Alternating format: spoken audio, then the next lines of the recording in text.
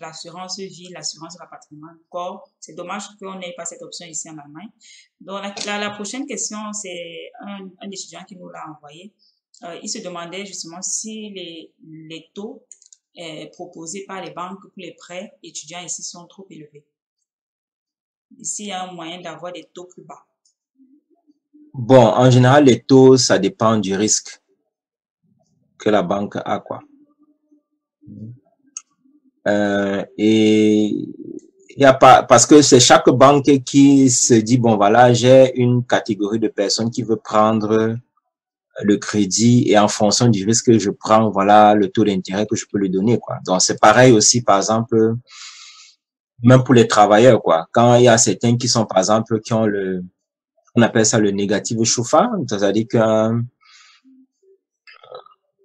ils ont des problèmes financiers et puis ils ont dans leur chauffard, il y a un truc qui est négatif parce qu'il a eu des difficultés avec une banque. Pour ces gens, par exemple, ils peuvent avoir des crédits, mais le taux d'intérêt sera plus élevé, quoi, parce que justement, leurs antécédents montrent que ils sont pas très solvables, quoi. Donc, c'est difficile de contourner ça. Ok.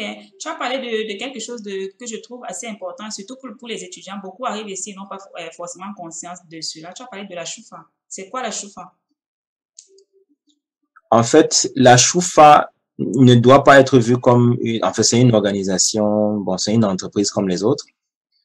Sauf que l'entreprise là s'est spécialisée à rassembler les données, les données par rapport aux personnes, hein, c'est-à-dire qui ont les données financières, que ce soit financières, que ce soit par exemple par rapport aux télécommunications, tous les contrats que vous avez. Je crois qu'il y a aussi le courant dedans et d'autres. Ok, donc cette entreprise a signé des contrats avec les banques, des compagnies où ils enregistrent les informations par rapport aux personnes. Bon, maintenant les informations qu'ils enregistrent sont quoi? Sont les informations, par exemple, quand tu ouvres un compte bancaire. Donc on leur envoie les informations, on dit que tel a ouvert tel compte bancaire, compte courant, par exemple, ou alors tel a pris un crédit d'une certaine somme. Ok, et maintenant tout c'est ou alors par exemple a signé un contrat de téléphone. Donc ces informations dont je viens de parler tout à l'heure sont des informations qui sont normalement enregistrées sur tous les citoyens en Allemagne, quoi. Ok, bon, ce sont des informations normalement positives. Maintenant, ces institutions maintenant observent aussi votre comportement vis-à-vis d'elles, de ces institutions. Par exemple, quand vous avez signé un contrat, comment vous remboursez le crédit, quoi? Est-ce que vous avez des difficultés à rembourser ou pas? Et maintenant, en fonction du fait que, par exemple, en fonction du contrat qui a été signé, si vous passez pendant 2 mois ou bien 3 mois, on vient dans votre compte, on ne trouve pas l'argent. Donc, pour eux, c'est une information négative. Et cette information négative, toutes ces institutions maintenant, aussi, comme les informations positives, donnent ces informations à cette entreprise qui est la choufa. OK? Donc, et cette choufa maintenant, ça permet maintenant de protéger non seulement le consommateur, mais de protéger aussi ces institutions financières. Donc, et à travers ces institutions, vous avez la possibilité, une fois par an, d'avoir gratuitement accès aux informations qui sont enregistrées sur vous pour savoir est-ce qu'elles sont positives, est-ce qu'elles sont négatives. Donc, et en général, il y a des gens, en général, moi, je conseille toujours à chacun d'avoir un compte en ligne même, pour pouvoir avoir accès à ça à tout moment. Parce qu'il y a des comptes en ligne, ça coûte peut-être 4 euros, 4,99 € par mois. Et avec ça, vous avez la possibilité non seulement de regarder en ligne tout le temps, mais de recevoir non seulement les informations régulières pour tout changement dans votre compte de la choufa. Donc, ça dit, imaginez que vous allez à la banque, vous demandez seulement à quelqu'un de dire, OK, voilà, je veux les informations par rapport au crédit. La possibilité maintenant de dire, OK, regardez un peu ce qui est dans son choufa pour voir s'il y a quelque chose de positif ou de négatif dedans. Maintenant, cette personne ne peut entrer dans votre choufa que quand vous lui avez donné l'autorisation. Et en général, vous recevez toujours soit un SMS, soit un email que quelqu'un est entré dans votre choufa pour regarder telle information. Ça vous permet à tout moment d'être sécurisé, quoi, parce qu'il y a des gens, justement, c'est quand il va acheter la maison que bon, ou bien il veut faire de banque, et quand on leur dit que non, vous ne pouvez même pas prendre le crédit de 150 euros, vous payez 20 euros par mois, quoi. Ou alors, par exemple, il veut prendre un crédit immobilier, et il se rend compte, justement, qu'il a un truc négatif, quoi. Donc, c'est vraiment un aspect très important dans le domaine des finances. En fait, pas seulement pour l'étudiant, mais pour tout, parce qu'il y a beaucoup de travailleurs qui se retrouvent parce qu'ils ont un truc négatif dans le chauffard, ils se retrouvent interdits bancaires pendant 3 ans. C'est pas facile à accepter ça. Pourtant, il y a une question qui me taraude l'esprit depuis. Je voulais savoir, cette chauffard, est-ce que le tableau est effacé chaque année? Est-ce qu'il y a un système, je veux dire, s'il y a quelque chose que tu as fait il y a 10 ans, ça reste là-dedans, ça te poursuit toute ta vie? En Allemagne, ça se passe comment? Est-ce que c'est renouvelé après un certain nombre de temps ou d'années? Bon, en fait, il y a des informations qui restent pendant 1 an. C'est-à-dire, par exemple, les informations, quand vous allez, par exemple, demander un crédit à la banque, elle fait, par exemple, une demande, donc c'est enregistré, après 1 an, ça disparaît. Quand, par exemple, vous ouvrez un compte, vous le refermez, en général, directement, c'est clair, l'information disparaît directement.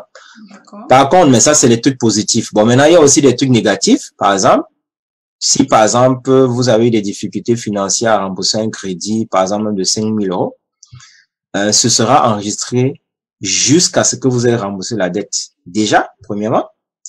Deuxièmement, 3 ans après avoir remboursé la dette, c'est après ce moment qu'on enlève ça de votre chauffard. Mais pendant ce temps, tant que vous restez avec le crédit non remboursé, vous restez ça pendant ça toute votre vie, quoi. Ouais, ok. Bon, naturellement aussi, il y a des possibilités d'enlever. Il y a des cas exceptionnels où on peut aussi enlever avant le temps. Donc, mais tout ça, bon, ça, on peut vous aider à le faire. J'espère qu'on a des étudiants connectés ce soir qui écoutent parce que justement beaucoup arrivent et prennent des crédits et n'ont pas forcément conscience justement de cet état, du fait qu'en Allemagne, tout ce que tu fais reste en quelque sorte. Ma prochaine question concerne l'assurance à responsabilité civile, ce qu'on appelle en Allemagne le Haftpflichtversicherung. Donc, l'importance de cela, à quel moment est-ce qu'il est important de souscrire cette assurance? Déjà quand on est étudiant ou alors une fois qu'on a une famille?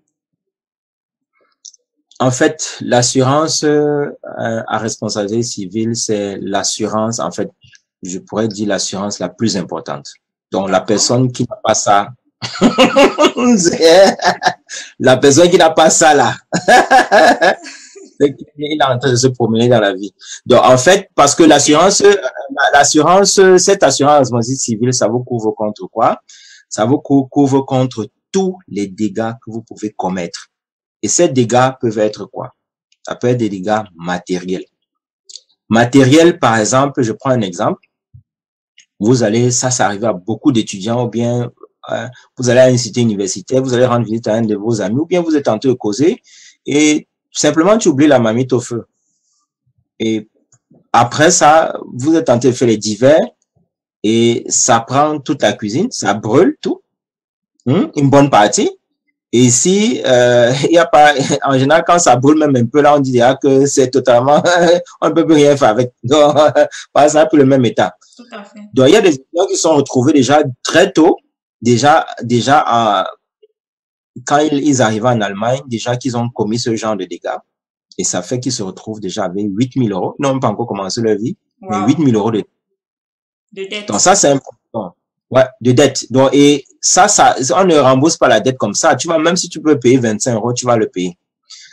Deuxièmement, ça peut être aussi, ça vous couvre aussi contre les dégâts, pas seulement matériels, mais les dégâts aussi physiques que vous pouvez commettre à quelqu'un. Je prends par exemple un exemple.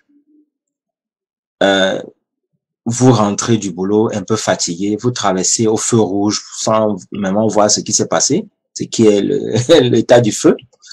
Et maintenant, je suppose que, par exemple, quelqu'un veut vous esquiver.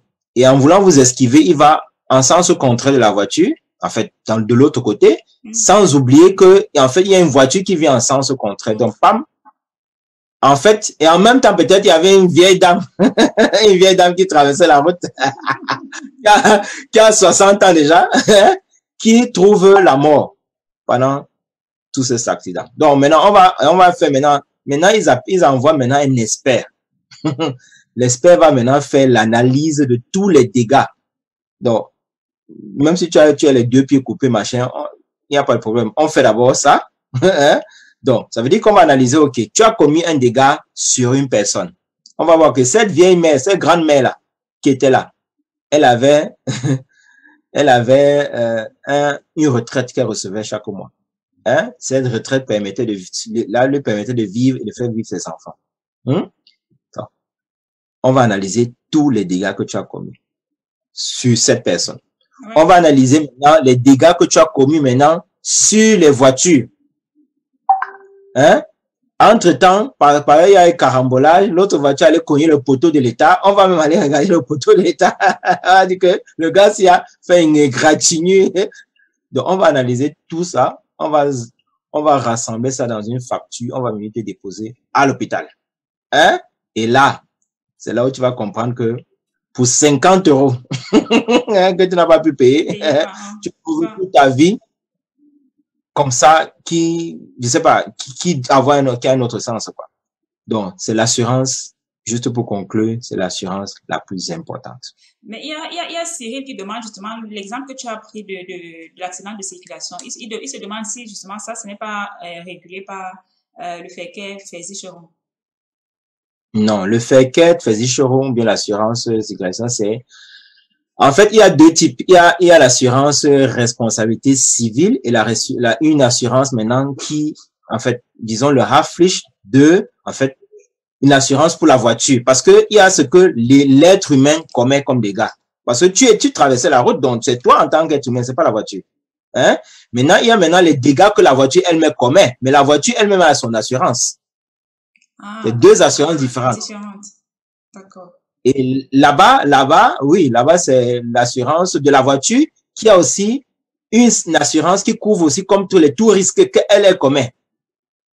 D'accord. Qui est couvert. Donc, il y a l'assurance pour toi en tant que personne, il y a l'assurance de la voiture.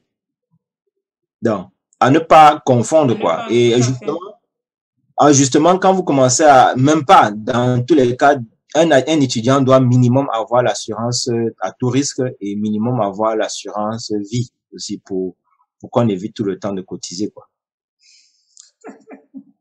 Et maintenant, naturellement, pour ceux qui travaillent, en fonction des risques qu'ils prennent, autant pour moi, il y a d'autres types d'assurances qu'il faudrait couvrir, quoi. Parce que quand vous commencez à aller dans l'immobilier ou alors commencer à prendre les crédits en taux à travers, il faut pouvoir vous sécuriser, quoi. Donc, mais bon, tout ça, on vous aide dans l'analyse de tous ces risques, quoi. D'accord. J'espère que vous l'avez compris. Parce qu'en général, vous êtes en train imagine que vous êtes en train d'épargner 500 € par mois. Après 5 ans, vous avez épargné, c'est pas 30 000 €. Et que vous commettez un dégât de 50 000 €, c'est fini. Donc, en fait, c'est une assurance qui vous permet à sécuriser vos biens. De sécuriser vos biens, c'est ça. J'espère que vous avez retenu, pour tous ceux qui sont connectés ce soir, justement, Haftpflicht Versicherung, c'est l'assurance que chacun d'entre nous doit avoir. Étudiant comme travailleur, c'est l'assurance mère en allemand en quelque sorte. Parce que voilà, c'est